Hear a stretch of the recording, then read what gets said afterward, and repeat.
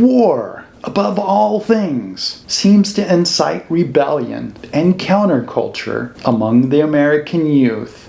The American wars or military activity have often been seen by the youth as being in the interest of corporations who want an expanded role in the commercialization of other countries or greater access to their resources. After all, the youth are the ones who are being asked to interrupt their lives, live in a miserable situation in a place they may not have heard of, to physically fight, risk physical or psychological impairment for the remainder of their life, or the strong possibility of death.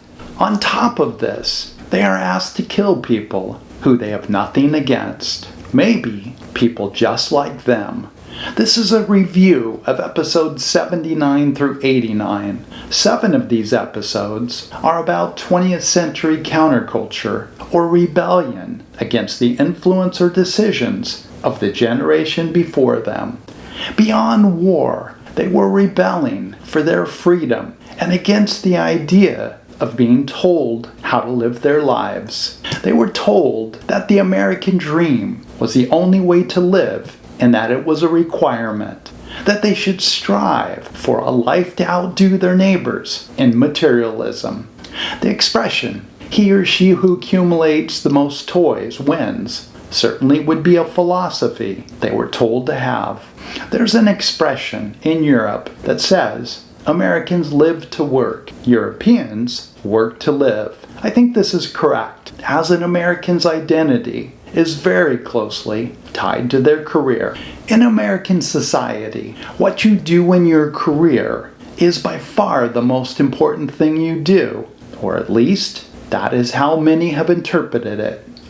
Throughout the last century, if one chose to live life differently, such as artists, musicians, writers, and others, they were often then harassed and investigated by the Federal Bureau of Investigation, a branch of the U.S. federal government. The same was the case by local police, who would often not hesitate to arrest without reason.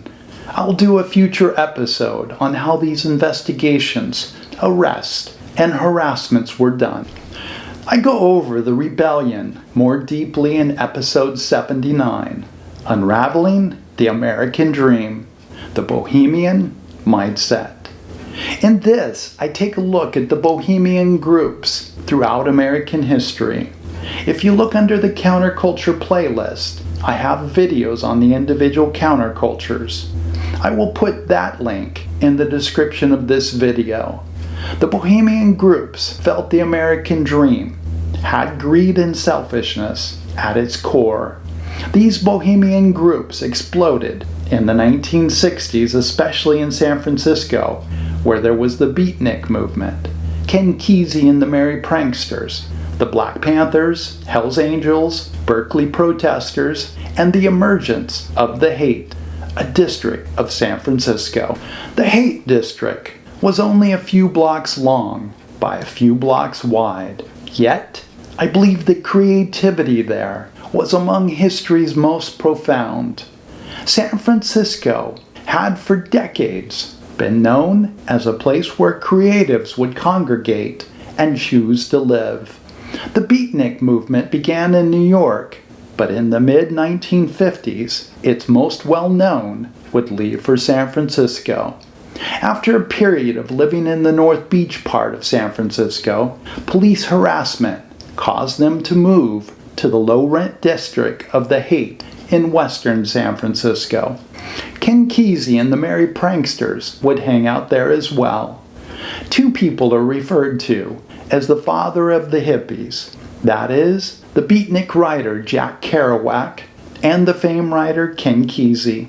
They both contributed heavily to this profound creativity of the Haight, and they both were in San Francisco in the early 1960s.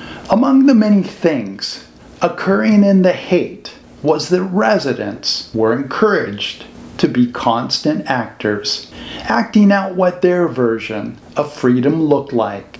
The creativity was also greatly influenced by folk music. mostly by Bob Dylan, who was strongly influenced by the Beatniks. The early English bands of 1964 through 66 also helped change the mindset of the times. In episode 86, I go more deeply into rock and roll of the early to mid 1960s, covering, in addition to what I just mentioned, also Motown, girl bands, surf songs, and dance crazes. I look at the music development of the bands that came out of the Haight and Los Angeles that were among the first hippie bands. In episodes 88 and 89, I began covering the meanings behind the hippie songs and how they so strongly influenced the youth for many years. The profound creativity I speak about in the Haight occurred in late 1966 and 67. I covered this in episode 81, San Francisco Explodes, and episode 82, Tales from the Haight. The developers of the Haight were looking for society to be filled with love, peace, and bliss. Its core message was to serve humanity and work hard in doing so. The national and world media, beginning in early 1967, started portraying this new movement to be out of control in sexuality, drugs, alcohol, and a lack of responsibility. The message developed by the initial hippies was then lost, and many youth followed this to be an out-of-control escape from their lives.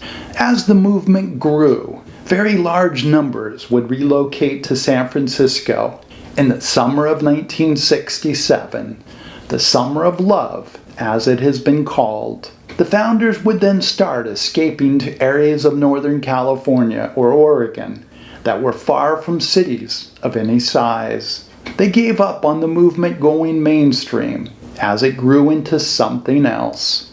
They felt consumerism and big business had taken over their music. Several other things added to the fall of the hippies some years later, such as the end of the Vietnam War, that President Nixon, along with FBI Director J. Edgar Hoover, were caught in separate criminal events.